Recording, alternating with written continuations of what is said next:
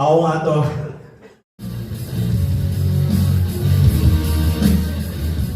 Bakit ako tumakbo?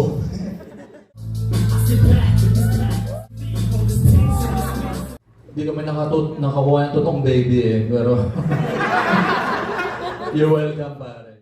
Palukan niyo yung sarili niyo sa pagpunta. Salamat. Closing prayer. Tayo ay tumingin sa ating mga katabi. Tanungin niyo kung anong religion nila. Kasi hindi tayo pare-parehong religion. Pero pwede tayo mag-kiss. Tama na.